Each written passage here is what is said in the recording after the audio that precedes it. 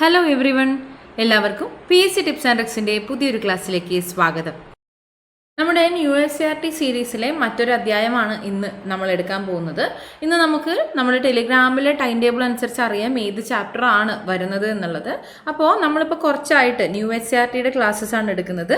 അപ്പോൾ പുതിയ ആരെങ്കിലും ഉണ്ടെന്നുണ്ടെങ്കിൽ കുറച്ചുകൂടെ ക്ലിയർ ആവാൻ വേണ്ടിയിട്ടും അല്ലെങ്കിൽ ഒരു ക്ലാരിറ്റി ഒന്നുകൂടെ വരുത്താൻ വേണ്ടിയിട്ടുമാണ് പറയുന്നത്. അപ്പോൾ USCRTയുടെ ക്ലാസ്സസിൽ നമ്മൾ ആദ്യം ചെയ്തിരുന്നത് സബ്ജക്റ്റ് വൈസ് ആണ്. ഇപ്പോൾ ഹിസ്റ്ററി ആദ്യം, പിന്നെ ജോഗ്രഫി, പിന്നെ പൊളിറ്റി, കോൺസ്റ്റിറ്റ്യൂഷൻ റിലേറ്റഡ്, അതിനുശേഷം കുറച്ച് എക്കണോമി ടോപ്പിക്സ്, അങ്ങനെയാണ് നമ്മൾ പഠിച്ചു വന്നത്. എക്കണോമിക്സ് കംപ്ലീറ്റഡ് ആയിട്ടില്ല. ബാക്കി സബ്ജക്റ്റ് സോഷ്യൽ സയൻസിലെ 5th തൊട്ട് 10th വരെയുള്ള അധ്യായങ്ങളാണ് നമ്മൾ പഠിച്ചു വന്നത്. അപ്പോൾ ഈ സബ്ജക്റ്റ് ഓറിയൻറ്റഡ് ആയതുകൊണ്ടാണ് നമ്മൾ ഓരോ അധ്യായങ്ങളായിട്ട് എടുത്ത് വേറെ വേറെ ടെക്സ്റ്റ് ബുക്ക് കവർ ചെയ്തത്. ഓക്കെ, അപ്പോൾ നമുക്ക് എന്താണ് 5th തൊട്ട് 10th വരെയുള്ള ഓരോ ടെക്സ്റ്റിൽ നിന്നും മാറി മാറിയാണ് നമ്മൾ ചാപ്റ്റേഴ്സ് എടുത്തുകൊണ്ടിരുന്നത്. ഇപ്പം നമ്മൾ സയൻസിലേക്ക് കടന്നുണ്ട്. കുറേ കുട്ടികൾക്കൊക്കെ സബ്ജക്റ്റ് വൈസ് ആണ് വേണ്ടത് എന്നുള്ള രീതിയിൽ പറഞ്ഞതുകൊണ്ടാണ് നമ്മൾ ആദ്യം അങ്ങനെ ചെയ്തത്. ഇപ്പോഴും നമ്മൾ അത് തന്നെയാണ് തുടരുന്നത്.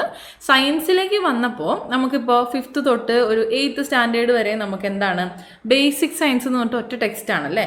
അപ്പോൾ അതിനകത്ത് ഫിസിക്സ്, കെമിസ്ട്രി, ബയോളജി ഒരുമിച്ചാണ് ഉണ്ടാവുക. അപ്പോൾ നമുക്ക് ആ ഒരു സെപ്പറേഷൻ വരുന്നത് വരെ ഒരുമിച്ച് ഈ ടെക്സ്റ്റുകൾ കംപ്ലീറ്റ് ചെയ്ത് പോവാം. അതിനുശേഷം ഡിമാർക്കേഷൻ വരുന്ന സമയത്ത് ബയോളജി മാത്രം കംപ്ലീറ്റ് ചെയ്യുക, ദെൻ ബാക്കിയുള്ള സബ്ജക്റ്റ്. അപ്പോൾ നമുക്ക് എഴുതി കാണിച്ചു തരുന്നതിന് പരിമിതി ഉള്ളതുകൊണ്ട് നമുക്ക് അതിൻ്റെ കാര്യം ഒന്ന് തീരുമാനമാക്കാനുണ്ട്. ആദ്യം നമുക്ക് ബയോളജി കംപ്ലീറ്റ് ചെയ്യാം. ഓക്കെ, അപ്പോൾ നമ്മളിപ്പോൾ അങ്ങനെയാണ് ചെയ്യുന്നത്. അപ്പോൾ ബയോളജിയിലെ മറ്റൊരു അധ്യായമാണ് ഇന്നിവിടെ നമ്മൾ ചെയ്യാനായിട്ട് പോകുന്നത്.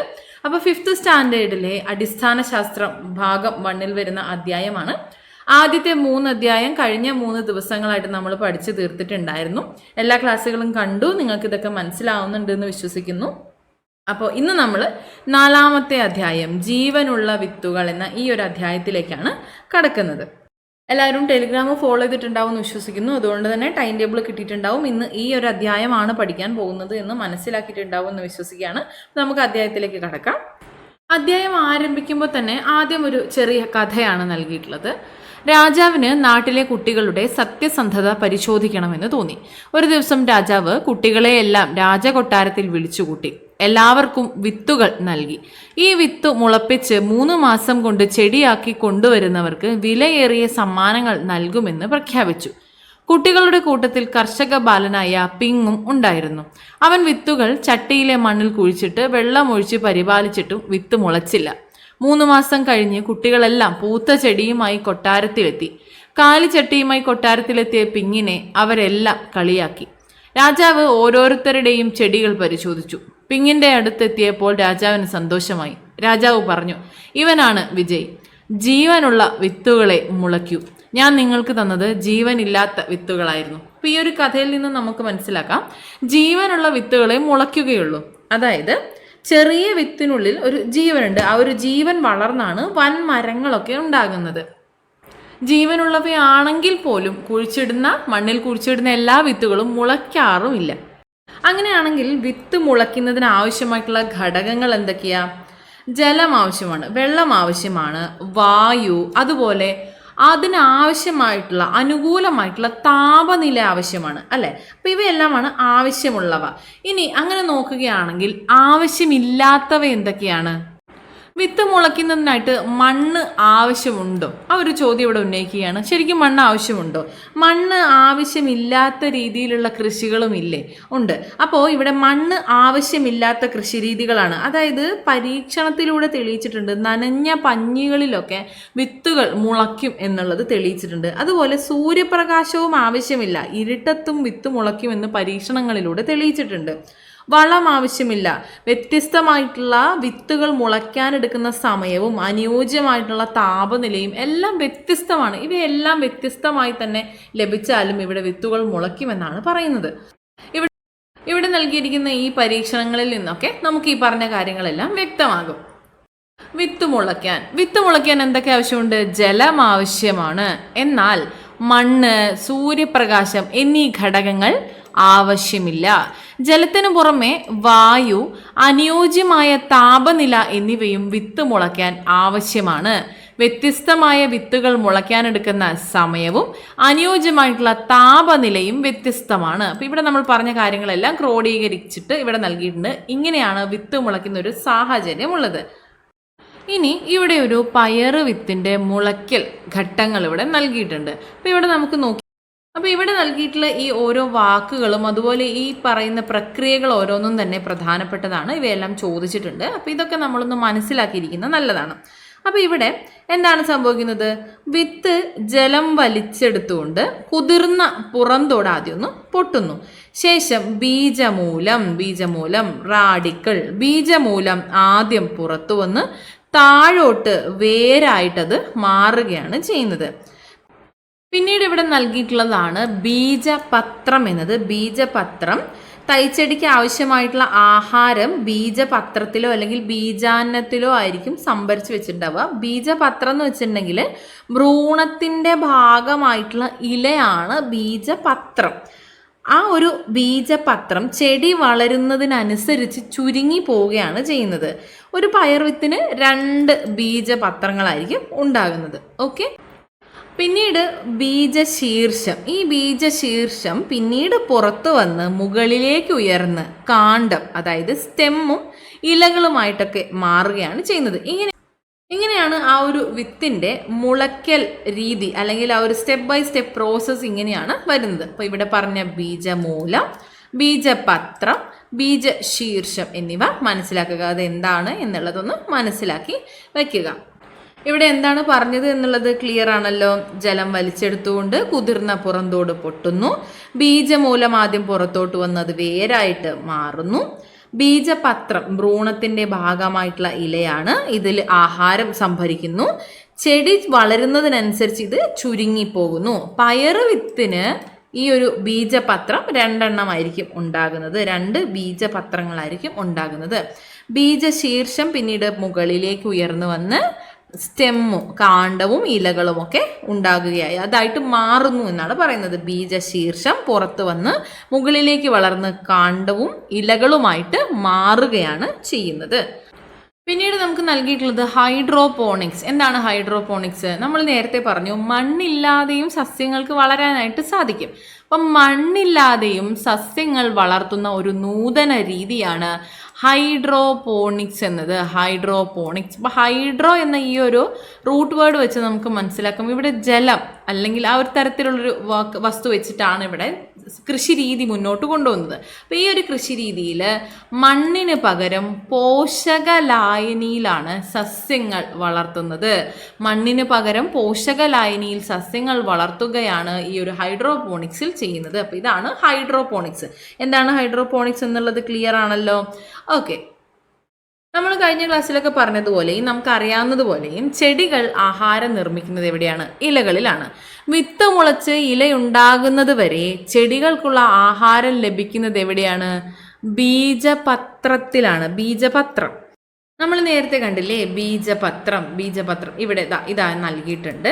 ഇവിടെ നൽകിയിട്ടുള്ളതുപോലെ ഇലകൾ ഉണ്ടായിട്ട് പ്രകാശ സംശ്ലേഷണം ആരംഭിക്കുന്നത് വരെ ഈ ഒരു തൈ ചെടിക്ക് ആവശ്യമായിട്ടുള്ള ആഹാരം ബീജപത്രത്തിൽ അല്ലെങ്കിൽ ബീജാന്നത്തിലായിരിക്കും സംഭരിച്ച് വെക്കുന്നത്. വിത്ത് മുളച്ച് ഇലയുണ്ടാകുന്നത് വരെ ചെടിക്ക് ആഹാരം ലഭിക്കുന്നത് ബീജപത്രത്തിൽ നിന്നാണ്. പയർ വിത്തിന് 2 ബീജപത്രമാണ് ഉള്ളത്, നമ്മൾ നേരത്തെ പറഞ്ഞിരുന്നു. അപ്പോൾ ഇവിടെ നൽകിയിട്ടുള്ളതുപോലെ ഇതാണ് ബീജപത്രം. ഇതൊരു പയർ ചെടിയാണ്. പിന്നീട് ഇതിവിടെ നൽകിയിട്ടുള്ളത് എന്താണ്? ചോളമാണ്. ചോളത്തിൻ്റെ ബീജപത്രമാണ് ഇവിടെ നൽകിയിട്ടുള്ളത്. ബീജാന്നമാണ് പിന്നീട് നമുക്കിവിടെ കാണാൻ സാധിക്കുന്നത്. എന്താണ് ബീജാന്നം? നമ്മൾ നേരത്തെ പറഞ്ഞതുപോലെ ഇലകൾ ഉണ്ടായിട്ട് പ്രകാശ സംശ്ലേഷണം തുടങ്ങുന്നത് വരെ ഈ ഒരു തൈ ചെടിക്ക് ആവശ്യമായിട്ടുള്ള ആഹാരം ബീജപാത്രത്തിലോ അല്ലെങ്കിൽ ബീജാന്നത്തിലോ ആയിരിക്കും സംഭരിച്ചു വെക്കുന്നത്. ബീജാന്നം എന്ന് വെച്ചാൽ ഒരു ബീജപത്രം മാത്രമുള്ള സസ്യങ്ങളിൽ, ഉദാഹരണത്തിന് ചോളം തന്നെ, ചോളം, നെല്ല് പോലെയുള്ളവയിലൊക്കെ ആഹാരം സംഭരിച്ചു വെക്കുന്നത് എവിടെയാണ്? ബീജാന്നത്തിലാണ്. പയറിൽ എന്താണ്? പയർ ചെടിയിൽ 2 ബീജപത്രമുണ്ട്. എന്നാൽ ചോളം, നെല്ല് പോലെയുള്ളവയിൽ എന്താണ്? 1 ബീജപത്രം മാത്രമേ ഉള്ളൂ. അപ്പോൾ അവിടെ ആഹാരം സംഭരിച്ചു വെക്കുന്നത് ബീജാന്നത്തിലായിരിക്കും. ക്ലിയർ ആണല്ലോ. ഈ ചോളത്തിൻ്റെ ഈ ഒരു ചിത്രം പരിശോധിക്കുമ്പോൾ തന്നെ നമുക്കറിയാം, പയർ വിത്തിലേതുപോലെ തന്നെ 2 ബീജപത്രങ്ങൾ ചോളത്തിലില്ല.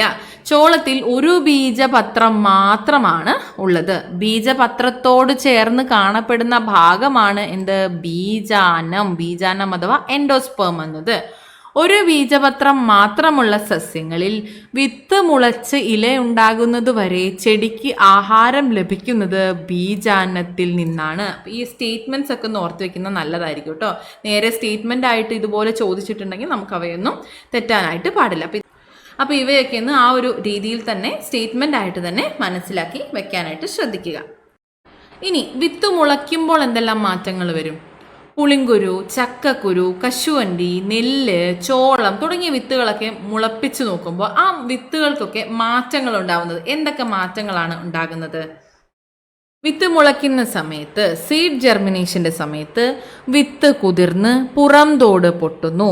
ആദ്യം ബീജമൂലവും പിന്നീട് ബീജശീർഷവും പുറത്തു വരുന്നു. ബീജമൂലം ചെടിയുടെ വേരായിട്ട് മാറുന്നു. ബീജശീർഷം തണ്ടും ഇലയുമായിട്ട് മാറുന്നു. പൂർണ്ണതോതിൽ പ്രകാശ സംശ്ലേഷണം നടക്കുന്നതുവരെ ബീജപത്രത്തിലോ ബീജാന്നത്തിലോ കരുതി വെച്ച ആഹാരമാണ് വളർന്നു വരുന്ന സസ്യം ഉപയോഗിക്കുന്നത്. അപ്പം നമ്മൾ ഇതുവരെ പറഞ്ഞ എല്ലാ കാര്യങ്ങളും ഇവിടെ ഉൾപ്പെടുത്തിയിട്ടുണ്ട്. ബീജമൂലവും ബീജശീർഷവും ആദ്യം പുറത്തു വരുന്നു. ബീജമൂലം ചെടിയുടെ വേരായിട്ട് മാറുന്നു. ബീജശീർഷം സ്റ്റെം, തണ്ട്, കാണ്ഡവും ഇലയുമായിട്ട് മാറുന്നു. ശേഷം എന്താണ്? പൂർണ്ണതോതിൽ ഒരു സസ്യമായി പ്രകാശ സംശ്ലേഷണം നടക്കുന്നത് വരെ ബീജപത്രത്തിലോ ബീജാന്നത്തിലോ കരുതി വെച്ച ആഹാരം സസ്യം ആഹാരമായി വളരുന്ന സാഹചര്യത്തിൽ ഉപയോഗിക്കുന്നു. വിത്തുകളിൽ നിന്ന് സസ്യങ്ങൾ ഉണ്ടാകുന്നതിനെ കുറിച്ചാണ് നമ്മൾ ഇതുവരെ പറഞ്ഞത്. വിത്തിൽ നിന്നല്ലാതെയും സസ്യങ്ങൾ ഉണ്ടാകുന്നുണ്ട്. പിന്നെ എങ്ങനെയാണ് ഇവ രൂപപ്പെട്ട് വരുന്നത് എന്ന് ചോദിച്ചാൽ, വിത്തിൽ നിന്നല്ലാതെ സസ്യങ്ങളുടെ മറ്റ് ഭാഗങ്ങളിൽ നിന്ന്, അതായത് വേര്, തണ്ട്, ഇല പോലെയുള്ളവയിൽ നിന്ന് പുതിയ തൈച്ചെടികൾ ഉണ്ടാകുന്ന രീതിയെയാണ് ഇവിടെ നമ്മൾ പരിചയപ്പെടുന്നത് കായിക പ്രജനനം എന്ന് പറയുന്നു. ഉദാഹരണത്തിന് ചെമ്പരത്തി തണ്ടിൽ നിന്നാണ് ഉണ്ടാകുന്നത്. ചെമ്പരത്തി, റോസ, മുല്ല പോലെയുള്ളവയൊക്കെ എന്താണ്? തണ്ടിൽ നിന്ന് ഉണ്ടാകുന്നു. ഇലയിൽ നിന്നാണ് നിശാഗന്ധി, ഇലമുളച്ചി പോലെയുള്ളവയ്ക്ക് ഇലയിൽ നിന്ന് രൂപപ്പെട്ട് വരുന്നവയാണ്. കൃഷ്ണകിരീടം പോലെയുള്ളവ, കറിവേപ്പ് പോലെയുള്ളവയൊക്കെ വേരിൽ നിന്നാണ് രൂപപ്പെട്ട് വരുന്നത്. അപ്പം ഇതൊന്നും തന്നെ വിത്തിൽ നിന്നല്ല. ഇവയെ നമ്മൾ കായിക പ്രജനനം അഥവാ വെജിറ്റേറ്റീവ് പ്രൊപ്പഗേഷൻ എന്നാണ് പറയുന്നത്. ഇനി വിത്തുകൾ പലയിടങ്ങളിൽ. ഇവിടെ ഒരു കോൺവെർസേഷൻ, ഒരു സംഭാഷണം തന്നിട്ടുണ്ട് ഞാവൽ മരവും പക്ഷിയും തമ്മിലുള്ളത്. ഞാവൽ മരം ചോദിക്കുന്നു, നീ എന്തിനാണ് എൻ്റെ പഴം തിന്നുന്നത്? അപ്പോൾ പക്ഷി പറയുന്നു, നിൻ്റെ പഴം തിന്ന് വിശപ്പടക്കുക മാത്രമല്ല ഞാൻ ചെയ്യുന്നത്, വിത്ത് പല സ്ഥലങ്ങളിലും എത്തിക്കുന്നുമുണ്ട്. അപ്പോൾ നീ ഇല്ലെങ്കിലും എൻ്റെ വിത്ത് താഴെ വീണ് മുളക്കില്ലേ? അപ്പോൾ ഇത്രയും അധികം വിത്തുകൾ നിൻ്റെ ചുവട്ടിൽ വളരാൻ വേണ്ട സ്ഥലമുണ്ടോ എന്ന് ചോദിക്കുന്നുണ്ട്. അപ്പോൾ ഇവിടെ എന്താണ് ഉദ്ദേശിക്കുന്നത്? ഇതുപോലെ വിത്തുകൾ പല സ്ഥലങ്ങളിലേക്കും എത്തിക്കപ്പെടേണ്ടതുണ്ട്. അങ്ങനെയാണെങ്കിലാണ് അത്തരത്തിൽ വിത്ത് വിതരണം സംഭവിച്ച് സസ്യങ്ങൾ മുളയ്ക്കുന്ന ഒരു സാഹചര്യം ഉണ്ടാവുള്ളൂ. മാതൃസസ്യത്തിൽ നിന്ന് വിത്തുകൾ വിവിധ സ്ഥലങ്ങളിലേക്ക് എത്തിപ്പെടുന്ന ഒരു രീതിയെക്കുറിച്ചാണ് ഇവിടെ പറയുന്നത്. അതിനെയാണ് നമ്മൾ വിത്ത് വിതരണം എന്ന് പറയുന്നത്. മാതൃസസ്യത്തിൽ നിന്നും പല സ്ഥലങ്ങളിലേക്ക് വിത്തുകൾ എത്തപ്പെടുന്നതിനെയാണ് വിത്ത് വിതരണം അഥവാ സീഡ് ഡിസ്പേഴ്സൽ എന്ന് പറയുന്നത്. ഇവിടെ പറഞ്ഞിരിക്കുന്നത് പോലെ, ഈ പക്ഷി പറഞ്ഞിരിക്കുന്നത് പോലെ എല്ലാ വിത്തുകളും മാതൃസസ്യത്തിൻ്റെ ചുവട്ടിൽ വീണാൽ അവയ്ക്ക് എന്താണ്? വളരാൻ ആവശ്യമായിട്ടുള്ള മണ്ണ്, ജലം, സൂര്യപ്രകാശം, ധാതു ലവണങ്ങൾ എന്നിവയൊന്നും ആവശ്യമായ രീതിയിൽ കിട്ടില്ല. അപ്പോൾ ഇത്തരത്തിലുള്ള സാഹചര്യത്തിൽ വിത്ത് വിതരണം എന്നത് വിവിധ സ്ഥലങ്ങളിൽ സസ്യങ്ങൾ വളരാൻ സഹായിക്കുന്ന ഒരു പ്രക്രിയയാണ്. ഒരു സസ്യത്തിൻ്റെ വിത്തുകളെല്ലാം അതിൻ്റെ ചുവട്ടിൽ തന്നെ വീണ് മുളയ്ക്കുകയാണെങ്കിൽ അവയ്ക്കെല്ലാം വളരാൻ ആവശ്യമായിട്ടുള്ള മണ്ണ്, ജലം, സൂര്യപ്രകാശം, ധാതു ലവണങ്ങൾ എന്നിവ ലഭിക്കില്ല. അതിനാൽ വിത്തുകൾ പല സ്ഥലങ്ങളിലേക്ക് വിതരണം ചെയ്യപ്പെടേണ്ടതുണ്ട്. വിവിധ സസ്യങ്ങൾ ഒരു പ്രദേശത്ത് കാണപ്പെടുന്നതും ഒരു സസ്യം വിവിധ പ്രദേശങ്ങളിൽ കാണപ്പെടുന്നതും ഈ വിത്ത് വിതരണം എന്ന പ്രക്രിയ മൂലമാണ്. അപ്പോൾ വിത്ത് വിതരണത്തിനുള്ള അനുകൂല ഘടകങ്ങൾ എന്തൊക്കെയാണ് എന്ന് ചോദിച്ചിട്ടുണ്ട്. വിവിധ രീതികളും അനുകൂലനങ്ങളും ഒക്കെ ഇതിനുണ്ട്. അപ്പോൾ ഒന്നാമതായിട്ട് നമുക്ക് പറയാം കാറ്റ് വഴി. അപ്പോൾ വിത്തിന് ഭാരം കുറവാണ് എങ്കിൽ അത് പറക്കാൻ സഹായിക്കുന്ന രോമം പോലെയുള്ള ഭാഗങ്ങൾ ഉള്ളവയുണ്ടാവും. അപ്പം അവയിൽ നിന്ന് പറന്ന്, ഇപ്പം മഹാഗണി, പൈൻ, അപ്പൂപ്പൻ താടി പോലെയുള്ള സസ്യങ്ങളൊക്കെ പറന്ന് ഇത്തരത്തിലുള്ള ഒരു വിത്ത് വിതരണത്തിൻ്റെ ഭാഗമായി കാറ്റ് വഴി അവ മറ്റ് സ്ഥലങ്ങളിലെത്തി അവ വളരുന്നതായിരിക്കും. അതുപോലെ നമുക്ക് പറയാം ജലം വഴിയാണെങ്കിൽ വെള്ളത്തിൽ പൊങ്ങിക്കിടക്കാനുള്ള കഴിവുള്ള വിത്തുകളായിരിക്കും. അതുപോലെ ജലത്തിലായതിനാൽ തന്നെ ഏറെ നാൾ ചീയാതെ കിടക്കാനായിട്ടുള്ള കഴിവുണ്ടാവും. ഈ ചിത്രത്തിൽ സൂചിപ്പിക്കുന്നത് പോലെ തന്നെ കുറേ കാലം വെള്ളത്തിൽ കിടന്നാൽ ഇവ നാശമായി പോവില്ല. അപ്പോൾ ഇവ തൊണ്ടിലൊക്കെ വായു അറകളുള്ളത് കൊണ്ട് തേങ്ങയിലൊക്കെ ഈ തൊണ്ടിലൊക്കെ വായു അറകളുള്ളത് കൊണ്ട് തേങ്ങ, അതുപോലെ താമര, ഓതളങ്ങ പോലെയുള്ളവയൊക്കെ എന്താണ് ജലം വഴി ആണ് മറ്റ് സ്ഥലങ്ങളിലേക്ക് ട്രാൻസ്ഫർ ചെയ്യപ്പെടുന്നത്. ഇവ എന്താണ് കുറച്ച് ദിവസം വെള്ളത്തിൽ കിടന്നാലും ചീഞ്ഞു പോവില്ല. തൊണ്ടിൽ വായു നിറഞ്ഞു നിൽക്കുന്നത് കൊണ്ട് ഇവ എന്താണ് വെള്ളത്തിൽ പൊങ്ങിക്കിടക്കുകയും ചെയ്യും. അടുത്തത് പിന്നീട് നമ്മൾ പറഞ്ഞത് കാറ്റിലൂടെ മറ്റിടങ്ങളിലേക്ക് എത്തപ്പെടുന്ന വിത്തിനങ്ങളെ കുറിച്ചാണ്. അതിനുശേഷം നമ്മൾ പിന്നീട് ഇവിടെ നൽകിയിട്ടുള്ളത് ഭക്ഷ്യയോഗ്യമല്ലാത്ത ചില ഫലങ്ങൾക്ക് മറ്റു വസ്തുക്കളിൽ പറ്റിപ്പിടിച്ചിരിക്കാൻ സഹായിക്കുന്ന ഭാഗങ്ങളുണ്ട്. ഇതും മറ്റൊരു തരത്തിലുള്ളൊരു അനുകൂലനമാണ്. ഈ അനുകൂലനങ്ങൾ വിത്ത് വിതരണത്തിന് സഹായകമാകുന്നത് അതെങ്ങനെയാണ്? പാകമാകുമ്പോൾ ഇവ പൊട്ടിത്തെറിച്ച് വിത്ത് വിതരണം ചെയ്യുന്നു. അതായത് കായ്കൾ ഉണങ്ങിയിട്ട് ശബ്ദത്തോടുകൂടി പൊട്ടിത്തെറിച്ച് വിത്തുകൾ ദൂരേക്ക് തെറിച്ചു പോകുന്നുണ്ട്. അതിനുദാഹരണമാണ് ഇവിടെ നൽകിയിട്ടുള്ള കാശിത്തുമ്പ, റബ്ബർ, വെണ്ട പോലെയുള്ളവയൊക്കെ. ഇവ ഇങ്ങനെയാണ് മറ്റ് ഇടങ്ങളിലേക്ക് എത്തി അവ പിന്നീടുള്ള സസ്യങ്ങളുടെ ഉൽപാദനത്തിലേക്ക് വഴിതെളിക്കുന്നത്. പിന്നീട് നമുക്ക് പറയാവുന്ന ഒന്നാണ് ജന്തുക്കൾ വഴി, പക്ഷികളും മൃഗങ്ങളും ഒക്കെ വഴി. ഈ പക്ഷികളും മൃഗങ്ങളും പഴങ്ങളൊക്കെ ഭക്ഷിച്ച ശേഷം വിത്തുകൾ ദൂര സ്ഥലങ്ങളിലേക്ക് കൊണ്ടുപോയിടുന്നു എന്ന് പറയാറുണ്ട്. അതുപോലെ ചില വിത്തുകൾക്ക് ജന്തുക്കളുടെ ശരീരത്തിൽ പറ്റിപ്പിടിച്ചിരിക്കാനുള്ള പശകളോ അല്ലെങ്കിൽ അത്തരത്തിലുള്ള അനുകൂലനങ്ങളോ ഉണ്ടാകും. അങ്ങനെയും ചില വിത്തിനങ്ങൾ മറ്റിടങ്ങളിൽ സസ്യങ്ങളായി രൂപപ്പെട്ട് വരാറുണ്ട്. അപ്പോൾ ഇവിടെ പറഞ്ഞത് വെച്ച് നമുക്ക് ഒരുപാട് വിവിധ അനുകൂലനങ്ങൾ മനസ്സിലാക്കാൻ സാധിച്ചു. വിവിധ തരത്തിലുള്ള അനുകൂലനങ്ങൾ വഴി, വിതരണ രീതികൾ വഴി, അഡാപ്റ്റേഷൻസ് വഴിയും സസ്യങ്ങൾ രൂപപ്പെട്ടു വരുന്നു എന്നുള്ളത് നമുക്കിവിടെ മനസ്സിലായി. ഇനി നമ്മൾ പറഞ്ഞു വിത്തുകൾ ഭക്ഷണത്തിനായി ഉപയോഗിക്കുന്നു. വിത്തുകൾ ഭക്ഷണത്തിനല്ലാതെ മറ്റെന്തിനെല്ലാം ഉപയോഗിക്കുന്നുണ്ട്? വിത്തുകൾ ഉപയോഗിച്ചുകൊണ്ട് വിവിധ തരത്തിലുള്ള കരകൗശല വസ്തുക്കളും തയ്യാറാക്കുന്നതിനായിട്ട് സാധിക്കും. ഇനി ഇലകളെ കുറിച്ച് പഠിക്കാം. ഇലകളിലെ വൈവിധ്യം. നമ്മൾ കഴിഞ്ഞ ക്ലാസ്സിൽ കുറച്ച് ഇലകളുടെ പ്രത്യേകതകൾ പഠിച്ചിട്ടുണ്ടായിരുന്നു. അതുപോലെ മറ്റു ചില പ്രത്യേകതകൾ, ഇലകളിലെ പ്രത്യേകതകളാണ് നമ്മളിവിടെ നോക്കുന്നത്. ഇവിടെ ഈ ഇലകൾ നിരീക്ഷിക്കുകയാണെങ്കിൽ ഈ ഇലകളിൽ എന്താണ്? പച്ചപ്പുള്ള ഭാഗമില്ല. പച്ചപ്പുള്ള ഭാഗം നഷ്ടപ്പെട്ട ഇലകളാണ് ഇവിടെ നമുക്ക് കാണുന്നത്. എന്നാൽ ഈ രണ്ട് ഇലകളും ഒരുപോലെയാണോ? അല്ല, ഇവിടെ വ്യത്യാസമുണ്ട്. ആ വ്യത്യാസം എന്താണ് എന്നാണ് നമ്മൾ പഠിക്കുന്നത്. ഇലകളിലേക്ക് ജലം എത്തിക്കുന്നതിനും ഇലകളിൽ നിന്ന് ആഹാരം കൊണ്ടുപോകുന്നതും ഈ ഭാഗങ്ങൾ വഴിയാണ്. ഇവയാണ് ഇലകളിലെ സിരകൾ എന്ന് പറയുന്നത്. ഇവിടെ നമ്മൾ കാണുന്ന ഈ ഒരു ഭാഗമാണ് ഇലകളിലെ സിരകൾ. ഈ രണ്ട് ഇലകളിലും കാണപ്പെടുന്ന സിരകൾ ഒരുപോലെയാണോ? അല്ല. ഇലകളിലൂടെ ജലവും ആഹാരവും കൊണ്ടുപോകുന്ന കുഴലുകളാണ് നമുക്കിവിടെ കാണുന്നത്. ഇവയാണ് നമ്മൾ സിരകൾ, ഇലകളിലെ സിരകൾ എന്ന് വിളിക്കുന്നത്. സിരകൾ രണ്ട് തരത്തിലാണ്. ഇലകളിലെ സിരാവിന്യാസം രണ്ട് തരത്തിലാണ്. ഒന്ന് ജാലികാ സിരാവിന്യാസം, രണ്ട് സമാന്തര സിരാവിന്യാസം എന്നതാണ്. അവ എന്തൊക്കെയാണ് നമുക്ക് നോക്കാം. ആദ്യത്തെ ചിത്രത്തിൽ ഇലയുടെ മധ്യഭാഗത്ത് ഞെട്ടിൽ നിന്ന് അഗ്രഭാഗം വരെ നീണ്ടുപോകുന്ന ഒരു പ്രധാന സിരാവിന്യാസം നമുക്കിവിടെ കാണാനായി സാധിക്കും. ഇലയുടെ മധ്യത്തിലൂടെ കടന്നു പോകുന്ന ഈ ഒരു മുഖ്യ സിരയിൽ നിന്ന് ശാഖോപശാഖകളായി സിരകൾ വലക്കണ്ണികൾ പോലെ ക്രമീകരിച്ചിരിക്കുന്നത് നമുക്ക് ഈ ആദ്യത്തെ ചിത്രത്തിൽ കാണാനായിട്ട് സാധിക്കുന്നുണ്ട്. ഇതിനെയാണ് നമ്മൾ ജാലികാ സിരാവിന്യാസം, റെട്ടിക്കുലേറ്റ് വിനേഷൻ എന്ന് പറയുന്നത്. ജാലികാ സിരാവിന്യാസത്തിന് ഉദാഹരണം മാവ്, പ്ലാവ്, ചെമ്പരത്തി, പയർ പോലെയുള്ള സസ്യങ്ങളുടെ ഇലകളാണ്. രണ്ടാമത് അവയാണ് നമ്മളിവിടെ പറഞ്ഞത്. ഇത്തരത്തിൽ ശാഖകൾ പരസ്പരം ബന്ധപ്പെട്ട് വലക്കണ്ണികൾ പോലെ കിടക്കുന്ന ഈ ഇലകളെയാണ്, ഈ ഇലകളിലെ സിരാവിന്യാസത്തെ നമ്മൾ ജാലികാ സിരാവിന്യാസം എന്ന് പറയുന്നു. ഇനി രണ്ടാമത്തേത്, ഈ ചിത്രം മധ്യഭാഗത്തുകൂടി, ഇലയുടെ മധ്യഭാഗത്തുകൂടി മാത്രം ഒരു മുഖ്യ സിരാധാര കടന്നു പോകുന്നത് നമുക്ക് കാണാൻ പറ്റുന്നുണ്ടോ? ഇല്ല, ഇവിടെ വ്യത്യാസമുണ്ട് അല്ലേ. ഇവിടെ എന്താണ്?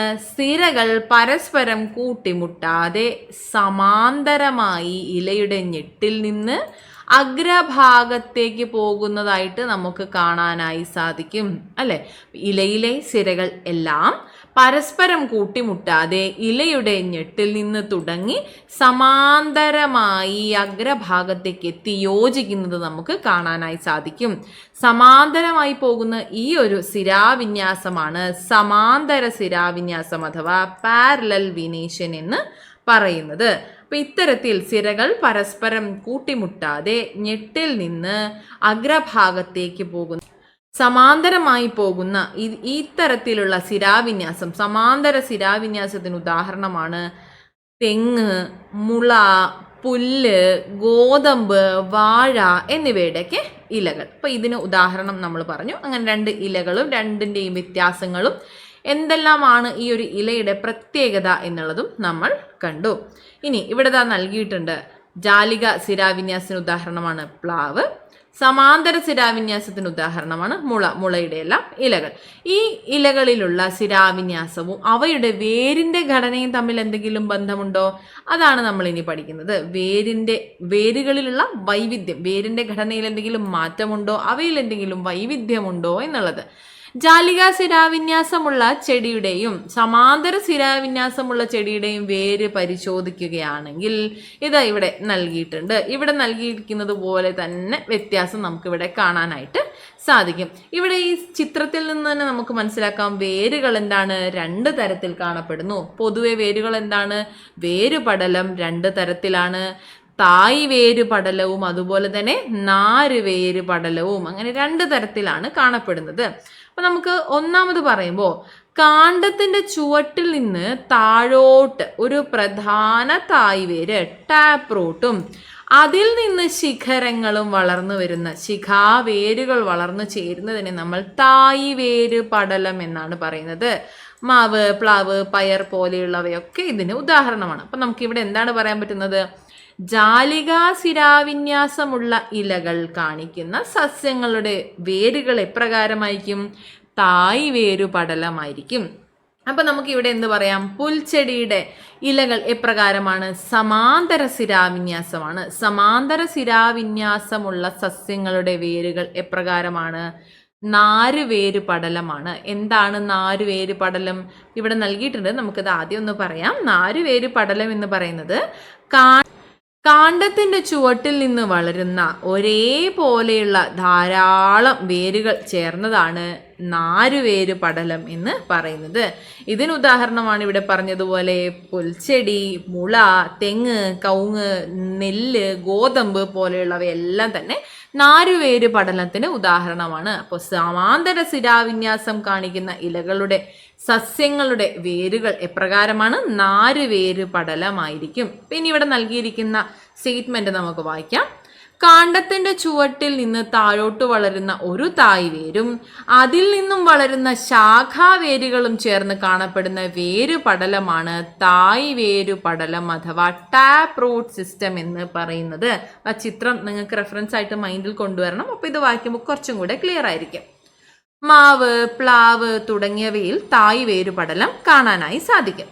ഇനി കാണ്ഡത്തിന്റെ ചുവട്ടിൽ നിന്ന് വളരുന്ന നാരുകൾ പോലെയുള്ള ധാരാളം വേരുകൾ ചേർന്ന വേരുപടലമാണ് നാരുവേര് പടലം അഥവാ ഫൈബ്രസ് റൂട്ട് സിസ്റ്റം എന്ന് പറയുന്നത്.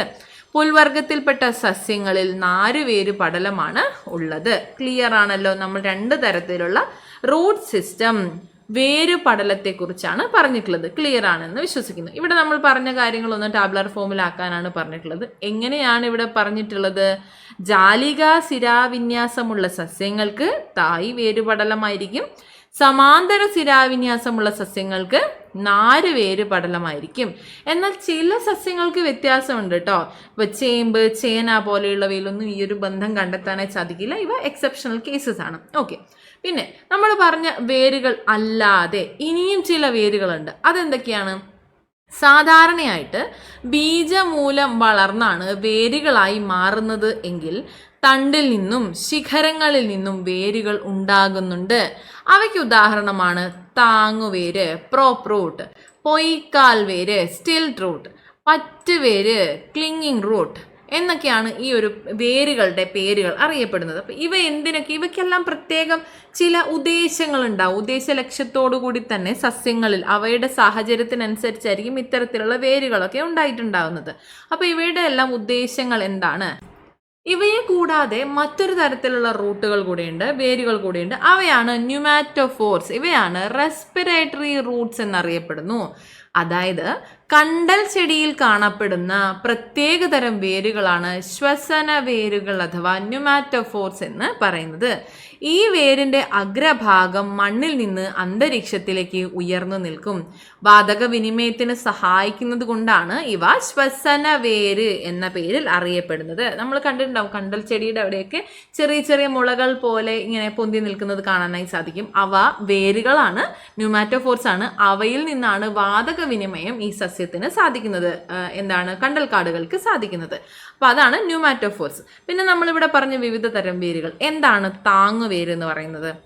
ശിഖരങ്ങളിൽ നിന്ന് താഴേക്ക് വളർന്ന് മണ്ണിനടിയിലേക്ക് പോയി താങ്ങി നിൽക്കുന്നു. ഇപ്പോൾ പേരാലില്ലേ, പേരാലിൻ്റെ വേരുകൾ ശ്രദ്ധിച്ചിട്ടില്ലേ? അവ പ്രോപ്പ് റൂട്ട്സ് ആണ്, താങ്ങുവേരുകളാണ്. അതാണ് താങ്ങുവേര്. ഇനി പൊയ്ക്കാൽ വേര്. ഇപ്പോൾ ആറ്റുകൈത പോലെയുള്ള സസ്യങ്ങൾ തണ്ടിൽ നിന്ന് താഴോട്ട് വളർന്നിട്ട് താങ്ങായി നിൽക്കുന്നു. പൊയ്ക്കാലുകളായിട്ട് അവയെ പ്രൊട്ടക്റ്റ് ചെയ്യുന്നവയാണ് സ്റ്റിൽറ്റ് റൂട്ട്സ് എന്ന് പറയുന്നത്. പറ്റുവേരുകൾ എന്ന് വെച്ചിട്ടുണ്ടെങ്കിൽ മറ്റ് ചെടികളിൽ പടർന്നു കയറുന്നതിന് വേണ്ടിയിട്ട്, കുരുമുളക് ചെടി പോലെയുള്ളവയൊക്കെ മറ്റ് ചെടികളിൽ പടർന്നാണല്ലോ കയറുന്നത്. അപ്പം അത്തരത്തിൽ സഹായിക്കുന്നതിനാണ്, പറ്റിച്ചേർന്ന് വളരുന്നതിന് സഹായിക്കുന്നവയാണ് പറ്റുവേര് എന്ന് പറയുന്നത്. പിന്നെ നമ്മൾ പറഞ്ഞ ശ്വസന വേരുകൾ, ന്യൂമാറ്റോഫോർസ് എന്ന് പറയുന്നത് ചതുപ്പു നിലങ്ങളിലൊക്കെ വളരുന്ന സസ്യങ്ങളിൽ കാണപ്പെടുന്ന വേരുകളാണ് ഈ പറഞ്ഞ ശ്വസന വേരുകൾ. ഇവ വാതക വിനിമയത്തിന് സഹായിക്കുന്നവയാണ്. ഉദാഹരണങ്ങൾ ചിത്രസഹിതം നമുക്ക് തന്നിട്ടുണ്ട്. ഇതാ ഇവിടെ നൽകിയതുപോലെ താങ്ങുവേരുകൾ. ഇവയാണ് താങ്ങുവേരുകൾ, പൊയ്ക്കാൽ വേര്, അതുപോലെ പറ്റുവേരുകൾ, ശ്വസന വേരുകൾ. അവയാണ് ഇവിടെ നൽകിയിട്ടുള്ളത്. ഇനി ഏകബീജപത്ര സസ്യങ്ങളും ദ്വിബീജപത്ര സസ്യങ്ങളും. ഇവിടെ 2 തരത്തിലാണ് സസ്യങ്ങളുടെ വിഭജനം വന്നിട്ടുള്ളതെന്ന് മനസ്സിലായി. എന്താണിവ? ഏകബീജപത്ര സസ്യങ്ങളും ദ്വിബീജപത്ര സസ്യങ്ങളും എന്ന് വെച്ചാൽ എന്താണ്? ഇവിടെ പറഞ്ഞിരിക്കുന്നത് പോലെ 2 കൂട്ടം ചിത്രങ്ങൾ തന്നിട്ടുണ്ട്. ഇവിടെ വേര്, ഇല, തണ്ട്, ബീജപത്രത്തിൻ്റെ എണ്ണം ഇവയെല്ലാം വിലയിരുത്തിക്കൊണ്ട് 2 തരത്തിലാണ്. ഇവിടെ പേര് സൂചിപ്പിച്ചതുപോലെ തന്നെ 1 ഏകബീജപത്ര സസ്യമാണ്, 2 ദ്വിബീജപത്ര സസ്യമാണ്. അത് എന്തൊക്കെയാണ്, അവയുടെ വ്യത്യാസം എന്താണ് എന്നാണ് നമ്മളിവിടെ മനസ്സിലാക്കേണ്ടത്. അപ്പോൾ ഇവിടെ ചിത്രത്തിൽ നിന്ന് നമുക്ക് പറയാം, ഇവിടെ ഏകബീജപത്ര സസ്യത്തിൽ വിത്തിൽ ഒരു ബീജം മാത്രമാണ് ഉള്ളത്. ഈ സസ്യങ്ങളിൽ ശിഖരങ്ങളില്ലാതെ പൊതുവെ തണ്ട് മാത്രമായിരിക്കും ഉണ്ടാകുന്നത്. ഇവയുടെ വേരുകൾ നാരുവേര് പടലമായിരിക്കും. ഇവയുടെ ഇലകളുടെ പ്രത്യേകത നോക്കുകയാണെങ്കിൽ അവ സമാന്തര സിരാവിന്യാസമുള്ള ഇലകളായിരിക്കും. ഇവയെ നമുക്ക് ഏകബീജപത്ര സസ്യം എന്ന് കണക്കാക്കാനായി സാധിക്കും. ഇപ്പോൾ തെങ്ങ് ഒരു ഏകബീജപത്ര സസ്യമാണ്. രണ്ടാമത് നമുക്ക് നോക്കാം, ഇവിടെ നൽകിയിട്ടുള്ളതിൽ വിത്തിൽ 2 ബീജപത്രങ്ങളുണ്ട്. 2 ബീജപത്രങ്ങളുണ്ട്. ഈ സസ്യത്തിൻ്റെ വേരിൽ എന്താണ്? തായ് വേര് പടലമായിരിക്കും ഉണ്ടാകുന്നത്. ഒരു മെയിൻ റൂട്ട് വരുന്നുണ്ട്, അതിനുശേഷം ശിഖരങ്ങളുണ്ട്. തായ് വേര് പടലമായിരിക്കും ഉണ്ടാകുന്നത്. ഇവിടെ ഏകബീജപത്ര സസ്യത്തിൽ നിന്നും വ്യത്യസ്തമായി ശിഖരങ്ങളോടുകൂടിയ തണ്ടായിരിക്കും ഉണ്ടാകുന്നത്. കൂടാതെ ഇവയുടെ ഇലകൾ നോക്കുകയാണെങ്കിൽ നമുക്ക് മനസ്സിലാകും ജാലികാ സിരാവിന്യാസമാണ് ഉണ്ടാകുന്നത്. ജാലികാ സിരാവിന്യാസം. അപ്പോൾ പ്ലാവിനെ ഇവിടെ നമ്മൾ പറഞ്ഞതുപോലെ ദ്വിബീജപത്ര സസ്യം എന്നായിട്ടാണ് നമ്മൾ കണക്കാക്കുന്നത്. അപ്പോൾ ഇവിടെ നമുക്ക് നൽകിയിട്ടുള്ളത് ഈ ഒരു ചിത്രത്തിൽ 4.13 ചിത്രത്തിൽ നമുക്ക് നൽകിയിട്ടുള്ളതിൽ മനസ്സിലാക്കാനായി സാധിക്കുന്നത് ഏകബീജപത്രം മാത്രമേ ഉള്ളൂ, ഒരു ബീജപത്രം മാത്രമേ ഉള്ളൂ. അത്തരം സസ്യങ്ങളെയാണ് ഏകബീജപത്ര സസ്യങ്ങൾ അഥവാ മോണോകോട്ട് പ്ലാന്റ്സ് എന്ന് പറയുന്നത്. ഈ ഏകബീജപത്ര സസ്യങ്ങൾ നാരുവേര് പടലമാണ്, ശിഖരങ്ങളില്ലാത്ത തണ്ട, സമാന്തര സിരാവിന്യാസമുള്ള ഇലകൾ എന്നിവ ഏകബീജപത്ര സസ്യത്തിന്റെ സവിശേഷതകളാണ്. പിന്നീട് നമുക്ക് പറയാവുന്നത് തായ് വേര് പടലം, ശിഖരങ്ങളോട് കൂടിയ തണ്ട്, ജാലികാ സിരാവിന്യാസമുള്ള ഇലകൾ ഇവയെല്ലാം ദ്വിബീജപത്ര സസ്യങ്ങളുടെ ഡൈക്കോട്ട് പ്ലാന്റ്സിന്റെ പ്രത്യേകതകളാണ്. ഇത് ക്ലിയർ ആണല്ലോ. ഇതിൽ വേരും ഇലയും തമ്മിൽ ബന്ധം കാണിക്കാത്ത ചില സസ്യങ്ങളുമുണ്ട്. നമ്മൾ നേരത്തെ പറഞ്ഞതുപോലെ എക്സെപ്ഷണൽ കേസ് എന്തൊക്കെയാണ്? ചേമ്പ്, ചേന എന്നിവയിലൊന്നും ഈ പറഞ്ഞ ഒരു കണക്ഷൻ നമുക്ക് കാണാനായിട്ട് സാധിക്കില്ല. ഇവിടെ ഈ പറഞ്ഞതുപോലെ ഒരു ബന്ധം നമുക്ക് കണ്ടെത്താനാകാത്ത സസ്യങ്ങളാണ് ചേമ്പ്, ചേന മുതലായവ. ഇനി സസ്യങ്ങളിൽ വംശനാശം സംഭവിക്കാറില്ലേ? ഇവയ്ക്ക് എക്സ്റ്റിങ്ഷൻ സംഭവിക്കുന്ന ചില സസ്യങ്ങളുണ്ട്. ചില പ്രദേശങ്ങളിലും മുൻപ് ഉണ്ടായിരുന്നതും ഇപ്പോൾ എണ്ണത്തിൽ കുറവ് വന്നിട്ടുള്ളതുമായിട്ടുള്ള സസ്യങ്ങളാണ് മുള്ളിലം, തുമ്പ പോലെയുള്ളവയൊക്കെ. തുമ്പ, മുള്ളില്ലം പോലെയുള്ള, തൊട്ടാവാടി പോലെയുള്ള ചില സസ്യങ്ങൾ പലയിടങ്ങളിലും നേരത്തെ ഒരുപാട് ഉണ്ടായിരുന്നു. മനുഷ്യരുടെ ഇടപെടൽ കൊണ്ടോ അല്ലാതെയോ ഒക്കെ തന്നെ പല സസ്യങ്ങളും ഇന്ന് ഇല്ലാതാകുന്നുണ്ട് എന്നുള്ള പഠനങ്ങളൊക്കെ ഉണ്ട്. അപ്പോൾ ഇത്തരം സാഹചര്യങ്ങൾ ഒഴിവാക്കണം എന്നുള്ളത് നമ്മളിവിടെ മനസ്സിലാക്കേണ്ടതാണ്. അതുപോലെ തന്നെയാണ് മൃഗങ്ങളുടെ വംശനാശം. ഇപ്പം ജീവികൾ എണ്ണത്തിൽ കുറഞ്ഞ് അവ ഭൂമിയിൽ ഇല്ലാതാകുന്നതിനെയാണ് വംശനാശം എന്ന് പറയുന്നത്. വംശനാശ ഭീഷണി നേരിടുന്നവയുടെ ലിസ്റ്റുകളൊക്കെ തയ്യാറാക്കുന്നതിനെ കുറിച്ചൊക്കെ നമ്മൾ കേട്ടിട്ടില്ലേ? അപ്പോൾ വംശനാശം സംഭവിക്കാതിരിക്കേണ്ടത് ഒരു ആവശ്യകതയാണ്. എന്തുകൊണ്ടാണ് വംശനാശം സംഭവിക്കുന്നത്? ജീവികളുടെ സ്വാഭാവിക ആവാസം നശിക്കുന്നതാണ് ഇതിനൊരു പ്രധാനപ്പെട്ട കാരണം. അപ്പോൾ ഇത്തരത്തിലുള്ള സാഹചര്യം ഒഴിവാക്കുന്നതിനായിട്ട് സ്വാഭാവിക ആവാസങ്ങൾ സംരക്ഷിക്കേണ്ടത് ജീവികളുടെ എല്ലാം തന്നെ നിലനിൽപ്പിന് ആവശ്യമാണ്. അപ്പോൾ ഇത്രയാണ് ഈ ഒരു അധ്യായത്തിൽ നമുക്ക് പഠിക്കാനായിട്ടുള്ളത്. ചെറിയൊരു ക്ലാസ്സാണ്, ചെറിയ ക്ലാസ്സിലെ ചെറിയൊരു അധ്യായമാണ്. എന്നാലും PYQ ആയിട്ടുള്ള ഒരുപാട് ടോപ്പിക്സ് നമ്മളിവിടെ കവർ ചെയ്തിട്ടുണ്ട്. വളരെ പ്രധാനപ്പെട്ട ഒരുപാട് കാര്യങ്ങൾ വളരെ ലൈറ്റർ ഫോമിൽ നമ്മളിവിടെ പറഞ്ഞിട്ടുണ്ട്. പറഞ്ഞ അത്രയും കാര്യങ്ങൾ നിങ്ങൾക്ക് ക്ലിയർ ആണ് എന്ന് വിശ്വസിക്കുന്നു. എല്ലാവർക്കും ഇത് മനസ്സിലായി എന്ന് വിശ്വസിക്കുന്നു. എല്ലാവരും നന്നായിട്ട് പഠിക്കാം. എല്ലാവർക്കും താങ്ക് യു സോ മച്ച്.